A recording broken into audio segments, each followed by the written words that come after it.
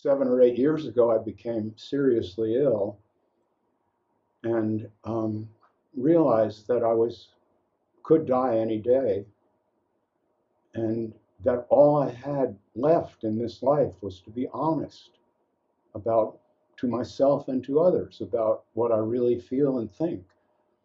And I've been doing that now. I had been doing it anyway. I had started doing that about 20 years ago, 21 years ago. But after meeting John, I found myself wanting to do that even more because he appreciated it. And I think John feels the same way about me. After meeting me, he upped his game a little on the honesty level. So associations are very important. Someone could be hearing this conversation between the two of us, Sabine, and you are also an honest person who likes to speak about what you really think and feel. So this conversation may be beneficial to someone in that way. And that's why I engage in it. I've got nothing left to prove. I'm not trying to sell books. I'm not a spiritual teacher. I'm just a guy. Yeah, you said something like, what's there to do? But that, as you said, what's here right now is all there is, basically. You might be reading these words and listening to this conversation, and that's what it is. So there's nothing to attain in the future.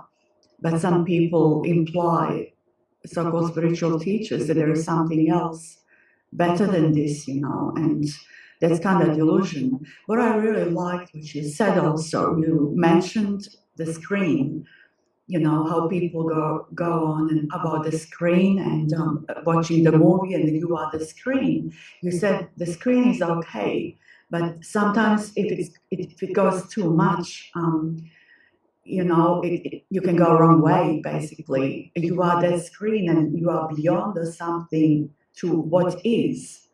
And that was my kind of experience also. I like what you said because, you are that unmovable something rather than what is. And it gives people some ideas that there is somewhere to reach where you are unmovable. Like, how do you know that? Like, I don't. So, yeah, that was a good point, I thought. Well, thank you. The movie screen analogy comes from Vedanta, and I think it's confused a lot of people. Yeah. It sets up a split in the mind in which the split off part is the observer or the watcher of the movie, and the movie takes place out there somewhere, projected on a screen. So now I am separate from my perceptions and thoughts. But am I separate from my perceptions and thoughts, or am I my perceptions and thoughts? See, this is a very deep question, and unfortunately, when we just accept that movie screen analogy as if it referred to something real, we gloss over all that and never really ask ourselves the serious question of who or what am I? See, that's a deep question. And if you let some spiritual teacher or some ancient book answer that question for you, you have given away your birthright.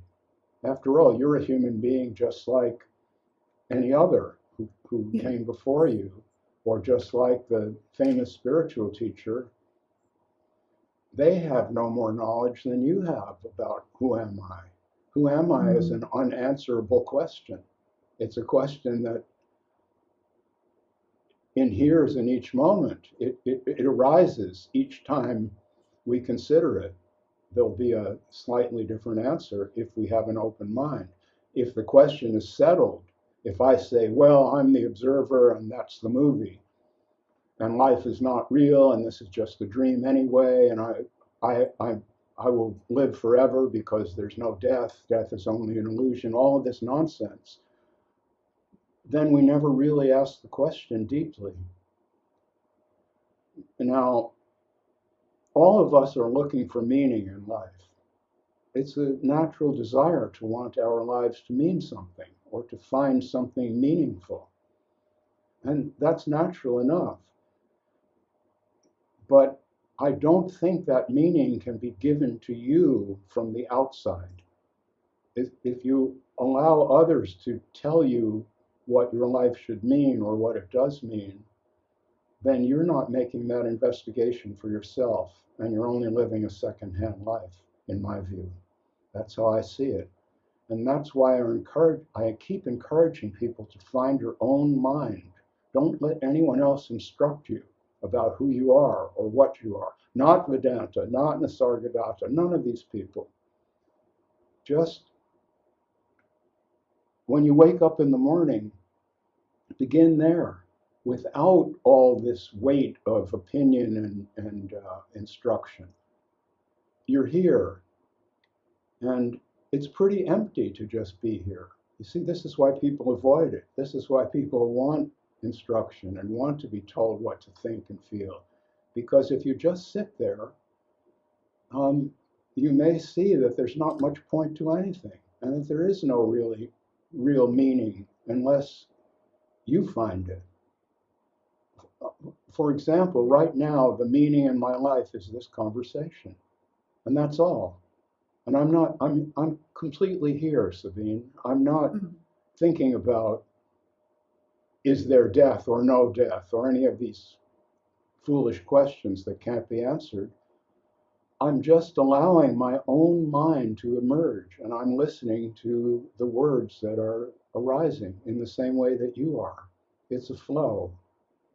And when we begin to understand that that's an undefined flow and that nobody really knows where it came from or where it's headed, it's just like a river.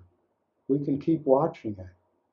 And the more we do that, I find, the more we just let it flow, the more this need to find meaning everywhere will just disappear. And we'll be okay just sitting here watching the river flow. That's a Bob Dylan lyric. I'm just sitting here watching the river flow. And that's pretty much what I'm doing too, Sabine. So you just fully here, isn't it? It's Well, amazing. well, you see, this is the object of meditation practice that is enforced on people. It's to be in the moment. And what I'm saying is, why not just forget the meditation practice and cut to the chase?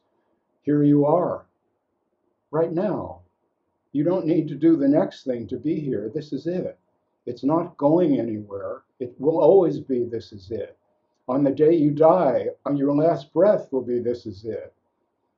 There's no future, really. And when we understand that, then we're free in that sense.